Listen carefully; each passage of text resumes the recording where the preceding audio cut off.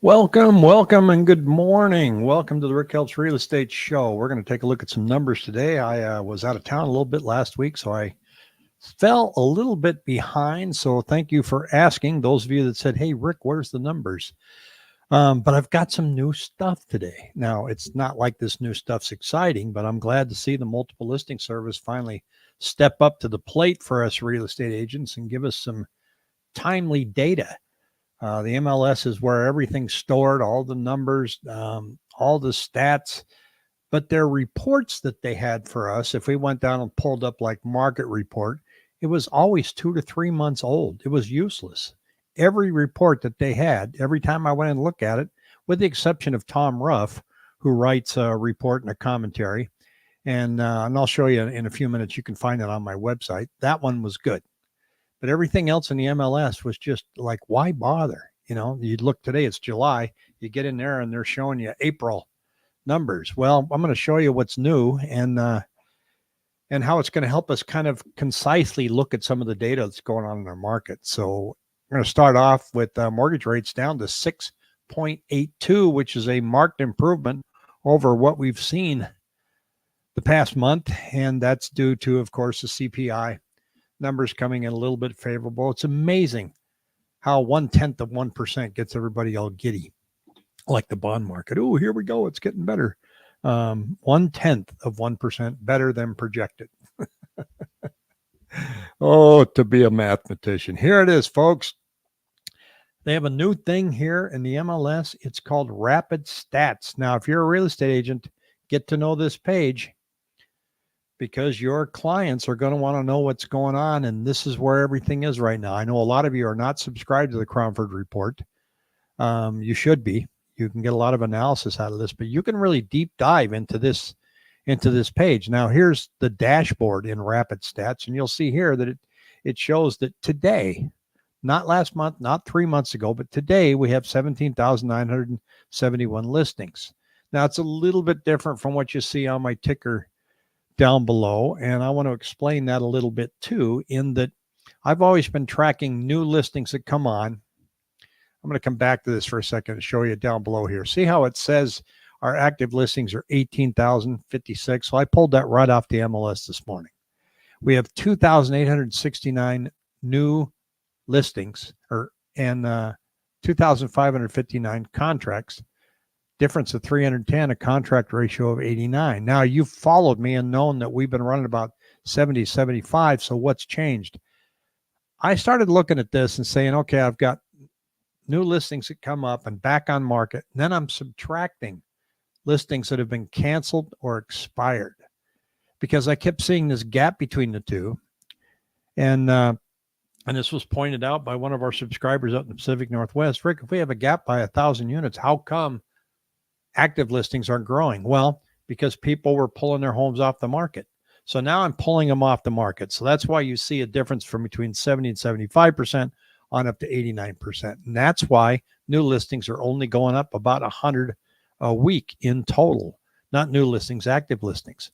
So that's what you see here. Now, what's neat about this is updated today. I can go back to 30 days ago and say our new listings these are new listings, active listings, are down compared to 30 days ago by 0.61%.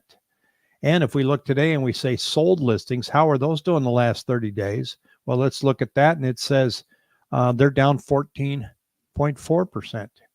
Under contract today, 75.34. 30 days ago, 78.45, down 3.96. This is a handy dandy little page here. Sold to list price ratio, price per square foot. Notice how this really hasn't moved that much. There's the median and there's average. So you can talk all day about the difference between median and average. Yet if you look at the chart, they're both relatively the same. So it's right there in black and white. Supply versus demand in the last 48 months. This is the months of supply sitting here at 2.91 and the absorption rate of 34.41. And we got down to a supply of 1.46 down here in, let's see, this is April of 23. Supply was way down here in 21 and 22, but we have gone up. But 2.9 is not bad. 4 is considered normal. 6 used to be considered normal. So we'll see what happens. So that's what's on that page. Now, you can also take a look at this and take a look at new listings with a little more detail. I can look at current listings by price range. I'm going to go into a little bit of that today. Supply versus demand summary. Let's take a look at this. And it's pulling up right here saying that our active listing supply, it's going up a little bit, not much.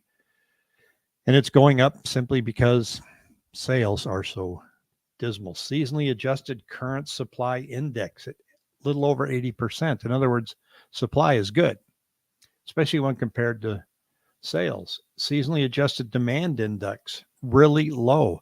These are nice little charts that just show it to you right away. Now, I wish I could download these and make them available to you, but you have to be a subscriber to the MLS, and you have to have an active real estate license to do that. The absorption rate, months of supply, and the absorption rate right here, it's showing seasonally adjusted relative strength, fairly strong. It's for a buyer's market. Notice that? Here's a seller's market. If it was over here, I'm going to circle that. This would be a seller's market. Right now, they're saying buyers, you've got more choices, and it's leaning towards a better market for you. And supply versus demand, the monthly breakdown. So those are the new reports that have come out. And I just discovered that. They just made that available last week. So I haven't spent a lot of time diving into it. I'm a big fan of the Cromford market data. And so I'm not going to walk away from that. But that offers us quite a bit to look at. Now, on my website, if you go here right on the top, it says download the June 2024 Arizona Real Estate Market Update Report. Go to rickhelps.com. Don't have to sign up for anything. You don't have to register like a lot of real estate agent sites are. Please enter your information after you look at 2 houses. You can just click on this and you can get the report from Tom Ruff. You can download it right off your browser. And that comes out usually a couple weeks later than at the end of the month. So this is the June report, and we're sitting here at July 15th. This thing came out on Friday, so it takes a couple weeks for it to be compiled. So I try to update it on my website, and you can find it and download it there. And the reason it's important is you want to know, if your real estate agent's telling you what the market's like and telling you something, you want to know those stats too. You want to kind of compare it. Oh, the month supply in your neighborhood's really good. Your house will sell fast. Well, check it out. Find out what's happening to the average sales price in your neighborhood. Go in and check it out. Here's one here from the Cromford report. And again, this is a paid service. But if I look at homes between 450 and 500,000, we can see here that there were 616 under contract by July 1st compared to last month of 710. It's a seasonal slowdown. Sales per month are 550 versus last year, 2022. Let's see, 550 here, and then 949 in 2022, 663 last year. So you can see just how slow things are going in a lot of those different price points. You get to 500, 600,000. And you can see the listings under contract have dropped. Everything's about the same. You can see all these red numbers here. And so real life finance, yeah, I'm glad I haven't melted in this heat either. I've come close. I did take a break and drive up to Williams, up the Grand Canyon Williams KOA. I've been in better KOAs, I got to say. It was okay. And I thought the weather would be a little, I was watching the temperature, but there's a lot of flies up there. I guess what I'm trying to tell you. I wanted to have dinner on the picnic table, and you set the plate down and you're just swatting flies. Spent too much time inside. Let's go to 450,000 right here and see that the pending listings are 516.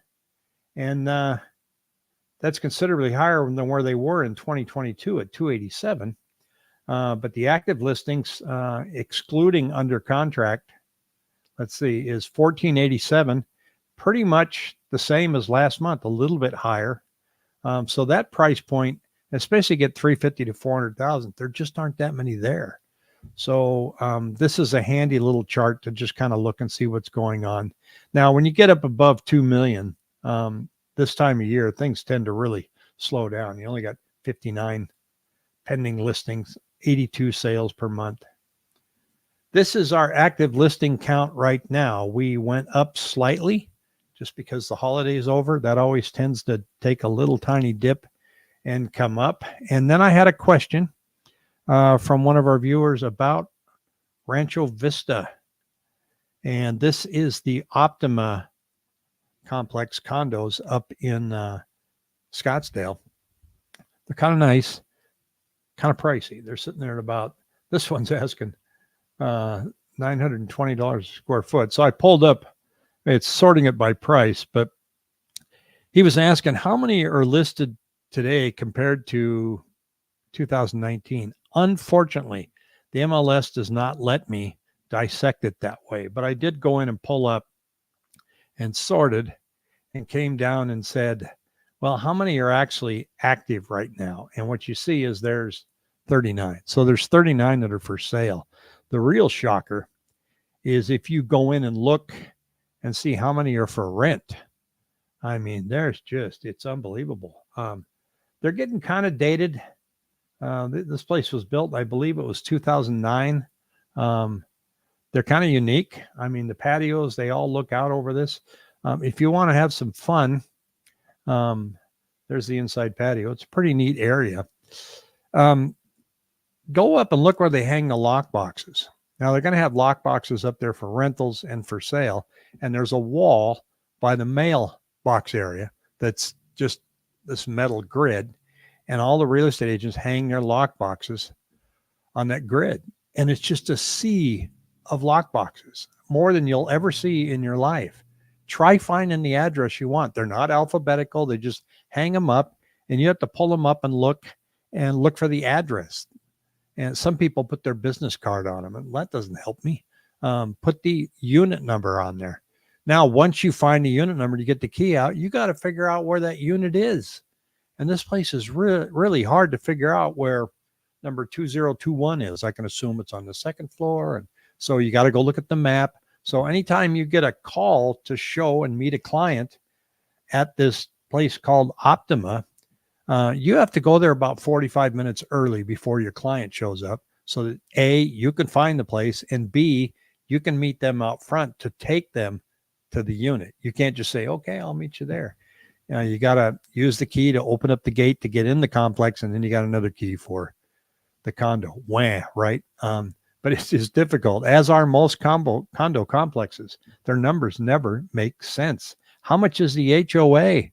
We're asking here. I'm going to check that out here for just a second. Let me look. Real life. I track Gilbert and Chandler. I've noticed starting to be more price reductions, bringing asking price to under 500K for the first time in a couple of years. The asking prices, yeah, I'm sure you saw. I know you did. You saw the video I put out last night. I encourage people to go take a look at that. I'll try to put the link in below, but it really shows the number of price reductions we've had are based off kind of the unrealistic asking prices we had 60 days ago. They're finally coming down to earth. Gilbert's one of those examples. How much is the HOA here? Well, let's see. I'll bet you it's a doozy. Oh, wait a minute. This can't be right. Oh, no way. Okay, this one right here says it's $1,515 monthly. Can't be. Let me look. Well, it's a $1.4 million home. Let's get down to this one at $668,000. And I didn't show that to you. Let me see what this HOA is. $640 a month. Ouch. What does it cover? Exterior maintenance of the unit, roof repair, roof replacement, blanket insurance policy, water, sewer, garbage collection, cable or satellite, common area maintenance. So they're paying for your cable if you want it. So that's saving you $150. You get up to this one that's $1.6 million, and their HOA fee is only $1,635.74 a month. Yikes. I think it's safe to say I have no close friends that live there. That one's kind of fun to look at. Now they got another one up in Kierland too, which is really nice. and the views are great. I've always kind of marveled at that place because of what it, just the way the views are and stuff. I was going back to what we looked at on price changes last night. What I was referring to was here's the number of price changes, and we saw a pretty good clip on July 7th up to 2,436. So people are adjusting their prices. But when do you adjust your prices? Well, you adjust your prices after you've been on the market for a while. And so you're not going to adjust your price until you've already tried the price you started with. And that's what we're seeing here. So here's where we're at today, $350 a square foot, 353. Beginning of the year was 368. And so these prices that are down here, I'm willing to bet were adjusted from listing prices from here. When I look at those price changes that you see today, that's people that listed back here and said, well, I've been on the market 30 days. Nothing's happened. I better come down.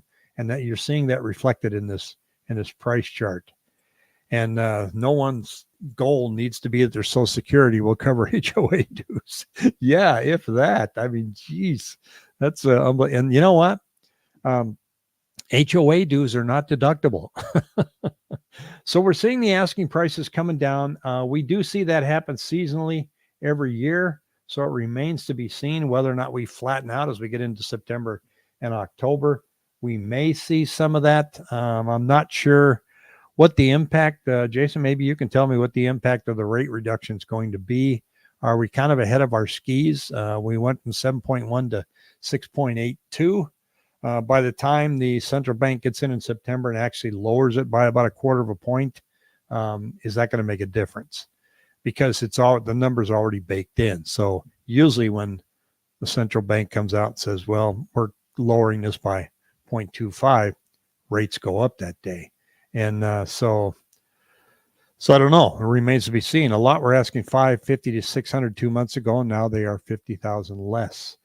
It's slow out there, but we've also seen in the Cromford report, when we look at the Cromford Market Index, see if I can pull up where we're sitting, and this is where we're at here, that there's a lot of red.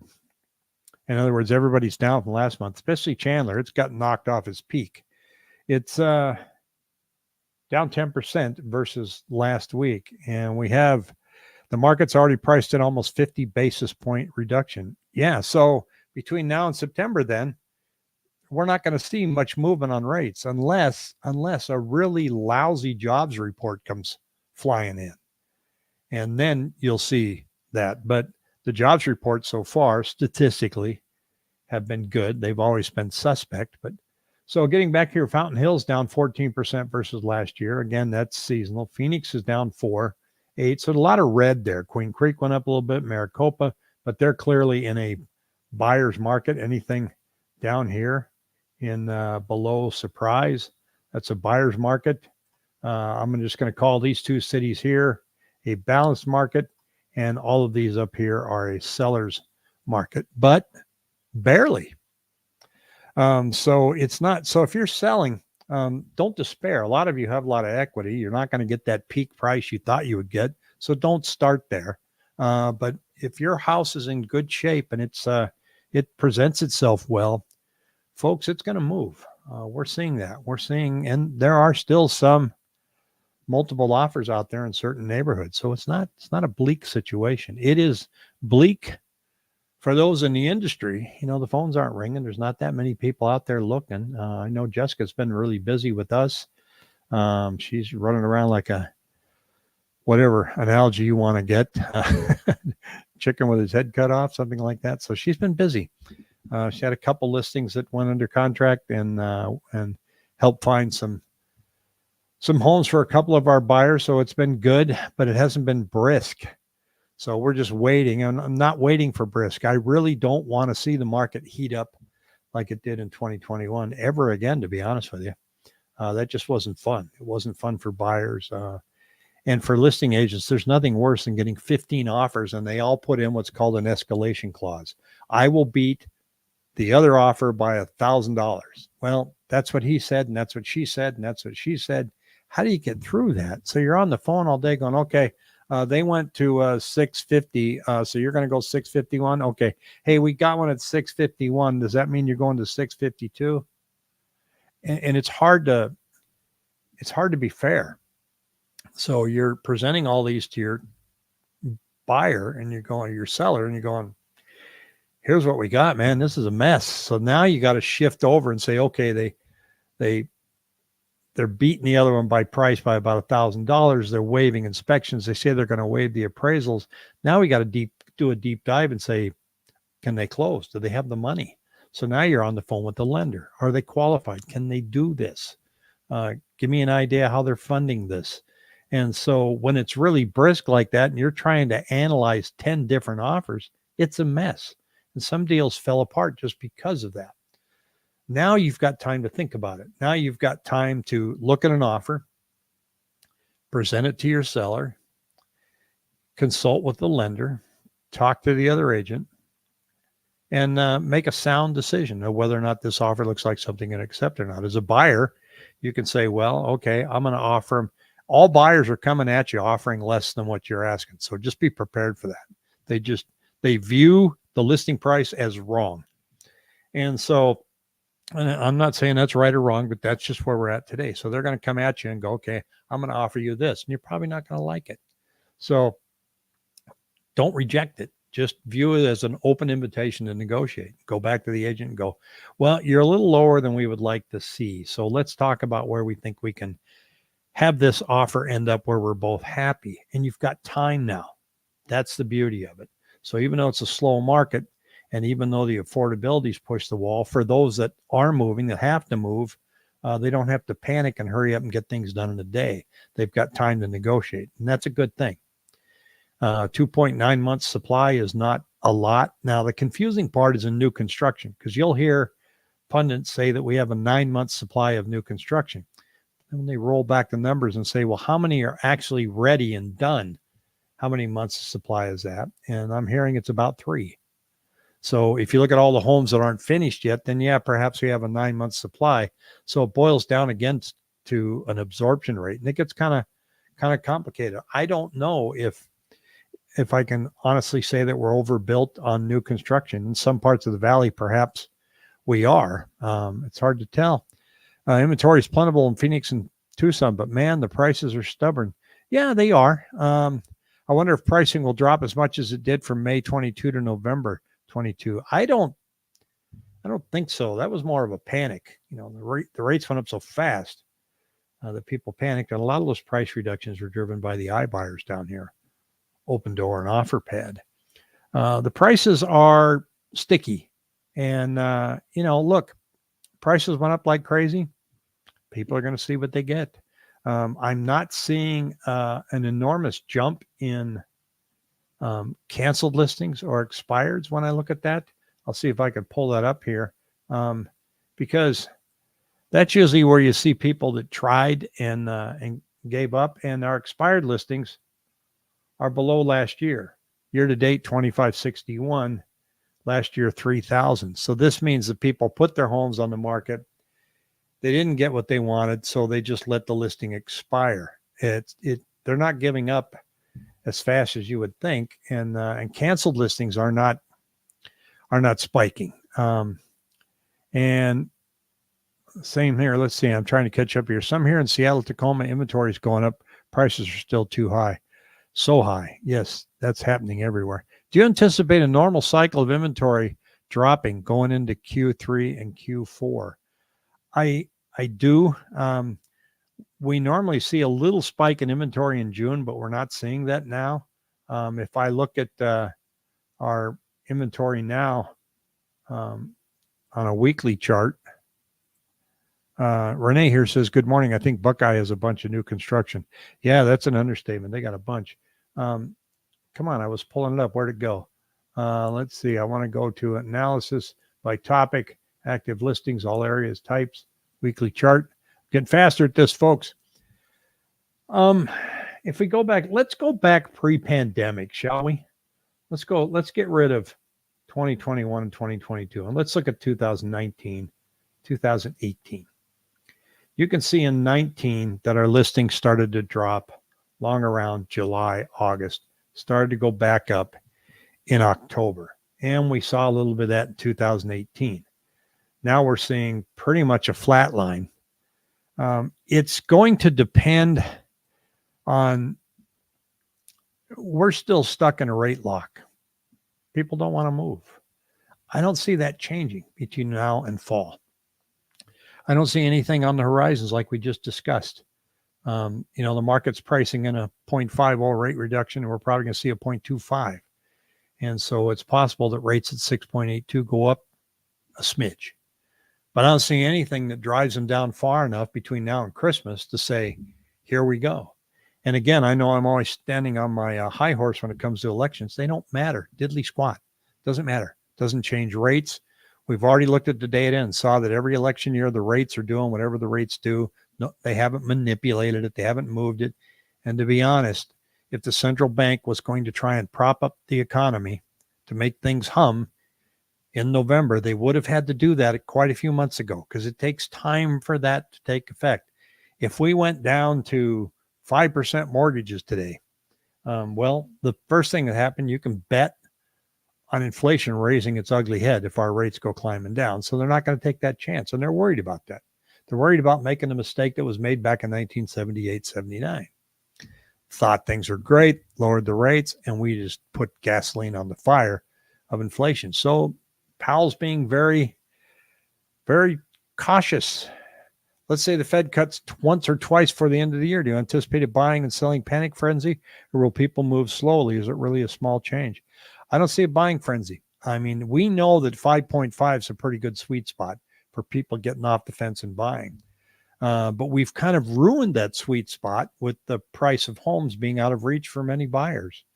So it looks to me, and I'm going to make a prediction here just based on my gut, we're going to be here a while. But I don't think, we have a tendency to look out next quarter and a quarter after that. And I think we need to be used to be saying the end of next year or the year after that, where are we going to be? So I don't think a big rate reduction right now is going to make everybody rush out. And people are skittish. They're a little jumpy. I don't blame, and a little mad. So I've been saying since we went below 1 month inventory, trained a whole generation how to jump higher, faster. 3 to 4 month inventory feel like a lot. Exactly. You see those comments now. Talk to people, go, I can't believe how many homes are for sale in my neighborhood. Like, compared to what? Well, compared to where it's been the past couple of years, yeah, you got 3 signs. 2017, you probably had 7. So we see a couple signs go up in our neighborhood and like, oh man, look at all these listings. But we've showed you the listings. They're 18,000. Normal is 24,000. So we're not even above normal yet. So, but if we got up to 4 months supply, I mean, people would go, wow, look at this. Unless rates go under 6% or houses drop 15% or more in price, would be the only thing helping all those that are priced out. Yeah, both of those numbers have to change, or incomes have to climb. Now, it's interesting. CoreLogic came out with some numbers last week that said that the debt to income ratio only went up like 1.4% compared to 2019. That surprises me.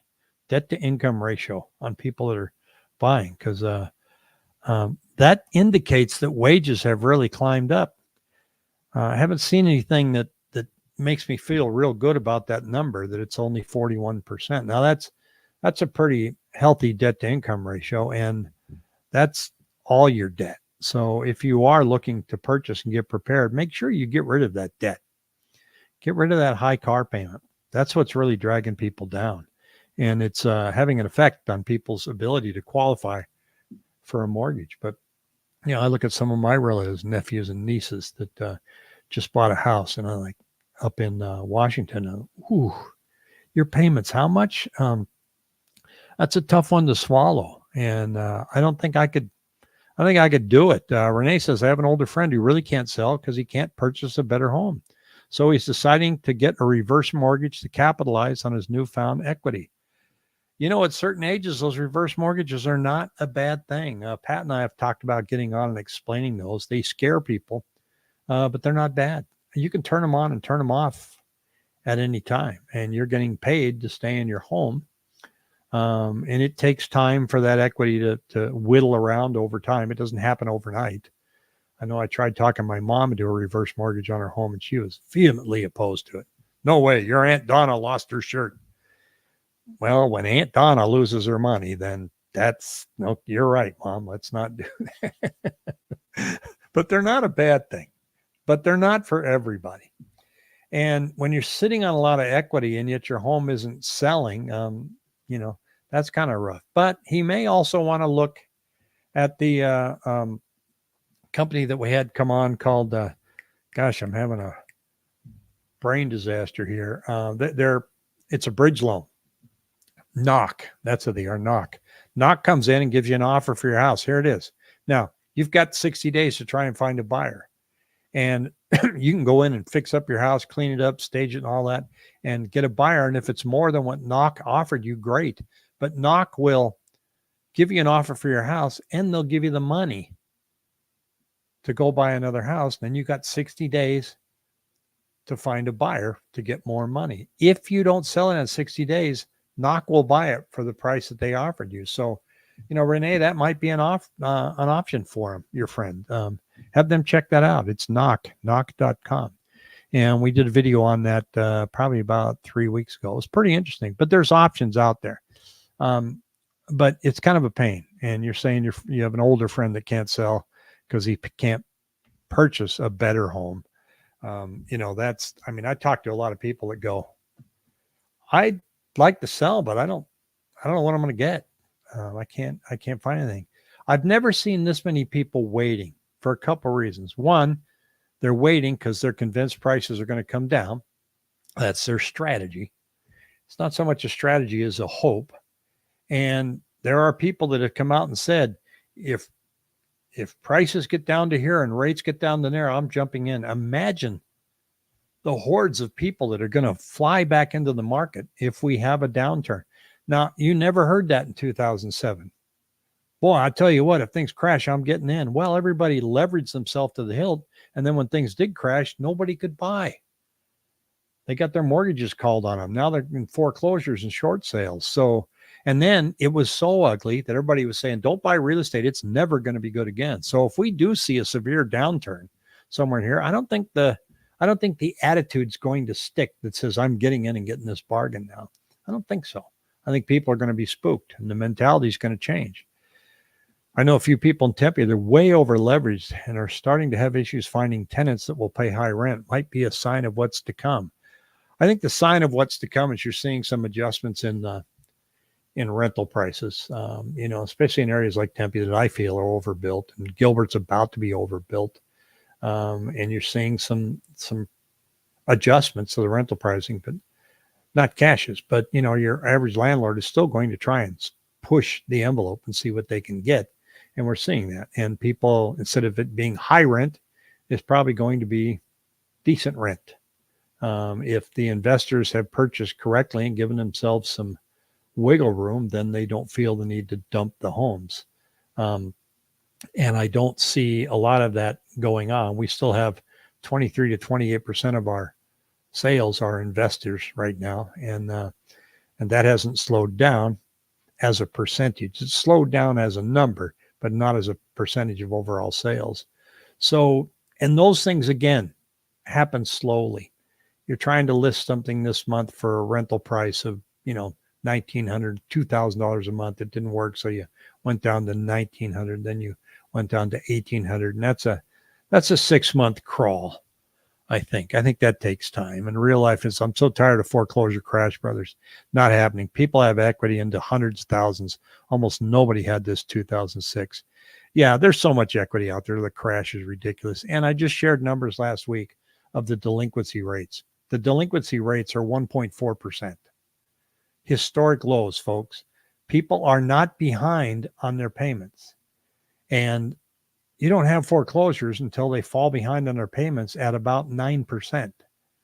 And we're at 1.4. In fact, if I even look at the Cromford report and I pull up the foreclosures, you can't even see the number on the graph. It's so tiny on pre-foreclosures. There's always some out there, but not enough. right now to move the market.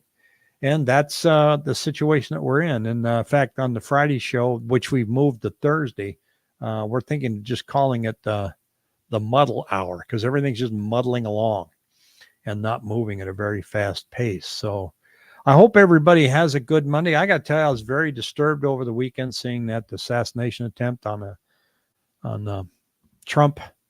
We're not a banana republic. We have a ballot for a reason. If you don't like the candidates, vote for the other one. Don't shoot them. I was just sickened by it when I saw it. And so I hope that attitudes are changing. I hope that if we glean anything out of this at all, that people need to be less vitriolic. Everybody's got their guy. So go vote for your guy. Stop arguing with your family and friends. Just go quietly into the ballot box. Check off who you want. Go home and see how it worked out. You're not going to shout anybody into a change of opinion. And you're not going to shoot your way out of it. So I was very sickened by that. So I hope that that goes away real soon. Pat's Muddle Hour. Yep, he called it 2 years ago. And we also banned the word crushing it. So I'm crushing it. Anyway, everybody have a great Monday. Take on the day and have a good rest of the week. Take care.